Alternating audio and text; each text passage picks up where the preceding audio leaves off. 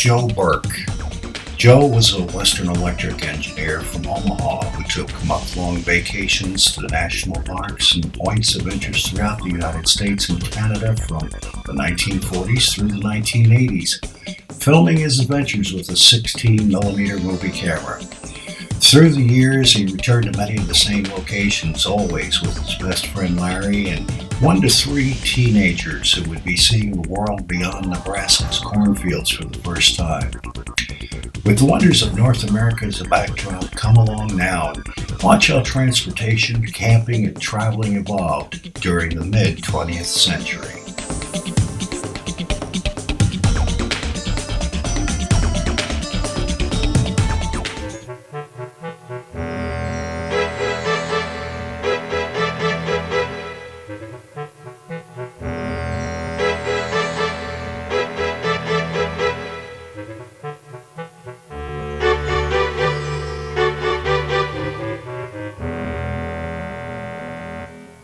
After 17 years of depression, war, rationing, and overall deprivation, Americans were ready to start enjoying life again.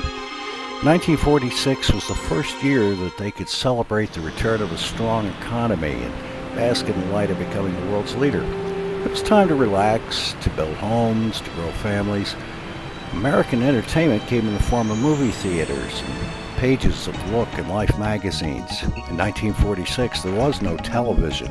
It was time to take vacations, which many could now afford. The middle class, finally able to buy new cars, took to the highways, staying in roadside motels or camping in surplus canvas army tents or surplus army cots.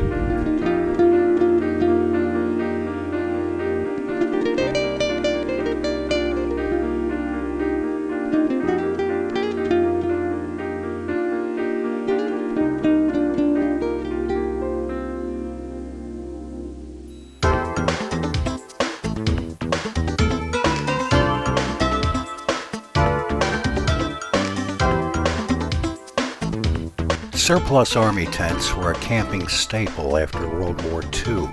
They were made of heavy-duty canvas, and this one likely weighed close to 100 pounds when folded.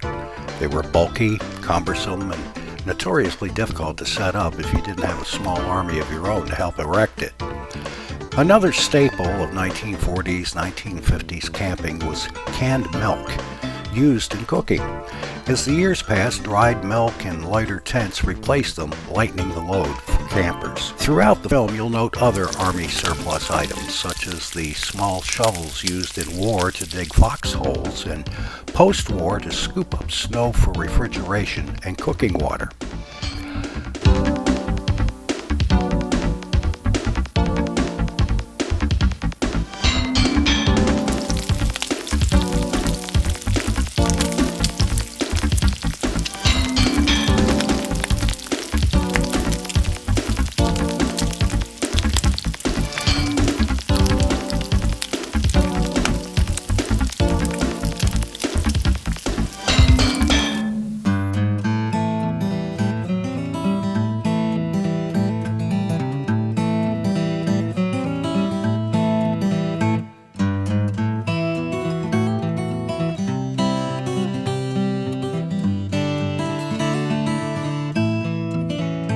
Home movie magic making for 1947. The split screen effect. Block the right, film the left. Rewind the film. Block the left, film the right.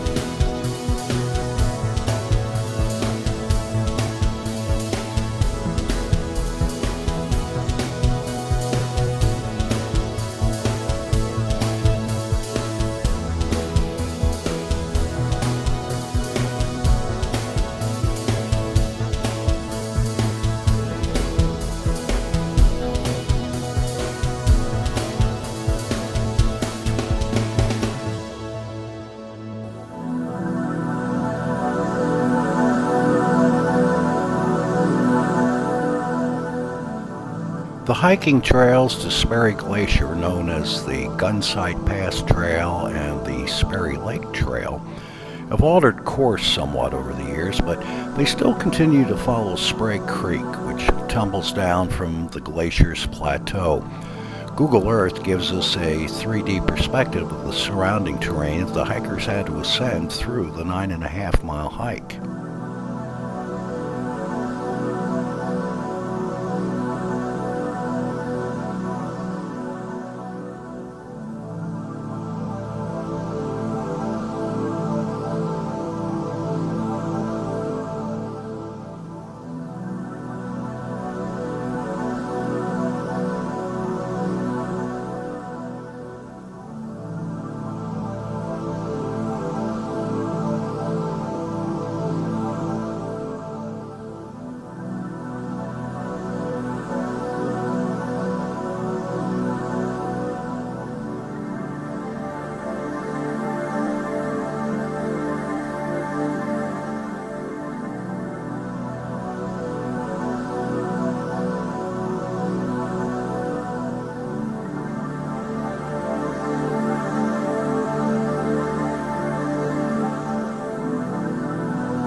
It is in this area of the Sperry Lake Trail that you can see the largest divergence between the trail the boys hiked in 1947 versus where the trail lays today. The red path is charted from 1940s USGS topographic maps. The fainter white path is where the trail runs today in the early 21st century.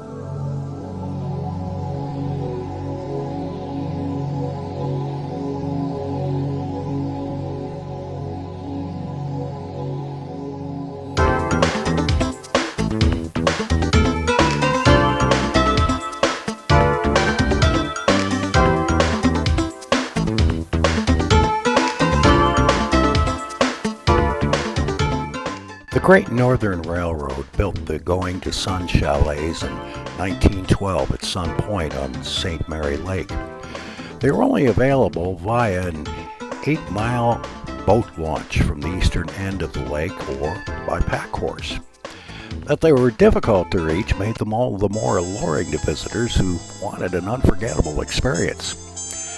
But fearing many could not afford the rates the Great Northern Railroad charged for access to its chalets, Glacier's first superintendent, William R. Logan, proposed a trans-mountain road across the park.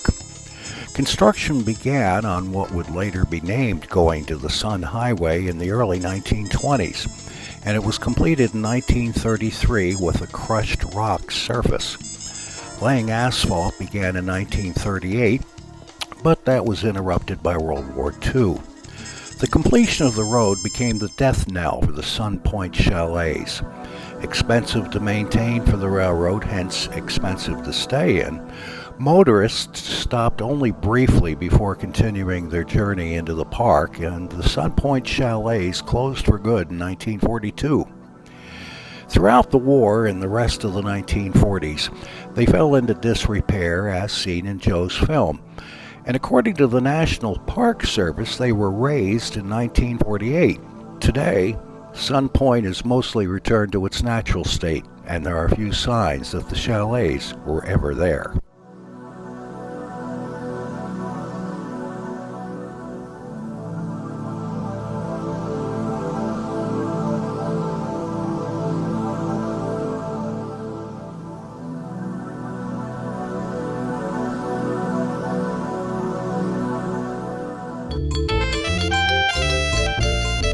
Teardrop trailers first became popular in the 1930s when magazines such as Mechanics Illustrated published plans.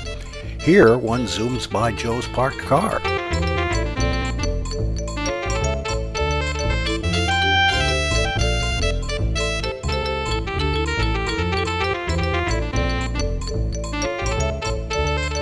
Joe and Larry were adult supervisors for the Omaha chapter of the Sea Scouts, a nautical club for boys. All of the teenagers you see in this film were chosen to go on the trip from that club, and that's why you see several teenagers wearing sailors' caps.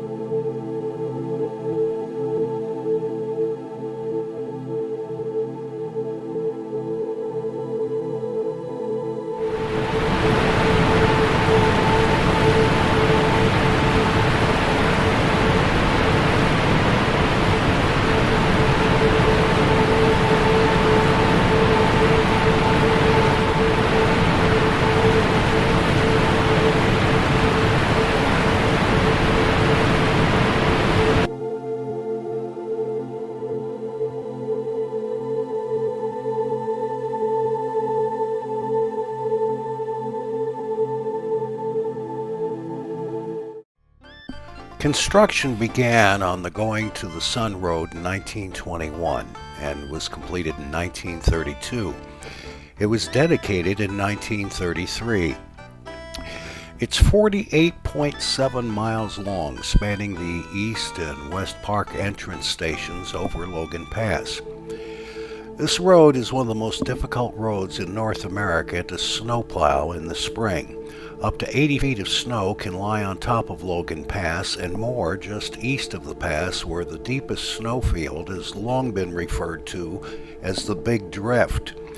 The road takes about 10 weeks to plow, even with equipment that can move 4,000 tons of snow in an hour. The snowplow crew can clear as little as 500 feet of road per day. On the east side of the Continental Divide, there are a few guardrails due to heavy snows and the resultant late winter avalanches that have repeatedly destroyed every protective barrier ever constructed. The road is generally open from early June to mid-October, with its late opening date of July 13, 2011, marking the latest opening since the inaugural date of July 15, 1933.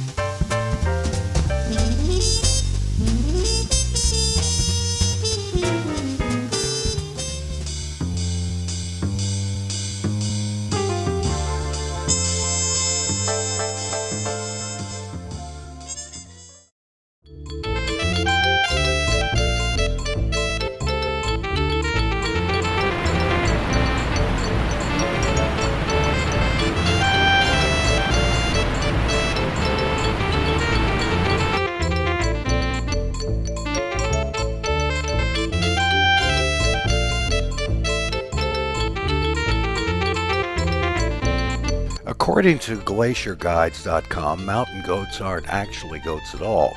They're more closely related to gazelles and African antelope.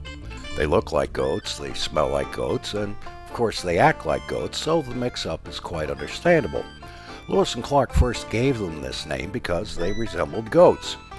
Mountain goats thrive above the tree line. They prefer scaling sheer cliffs and hopping around in boulder fields to the safety of lower meadows and forests. They're sturdy enough to withstand harsh Rocky Mountain winters, but graceful enough to outmaneuver fierce predators with jaw-dropping athleticism.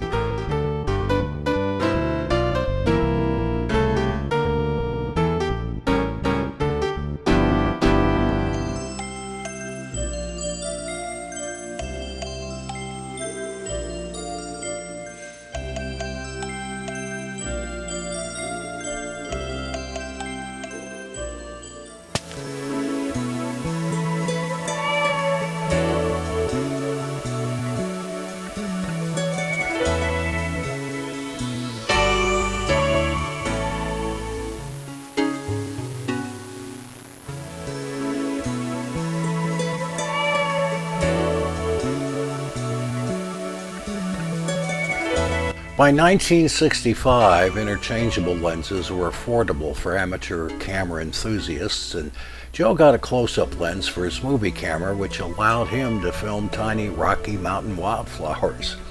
To give some sense of their delicate nature, he inserted his fingers and even a penny into the frame of some of his shots to give the viewer a better perspective of just how tiny they were.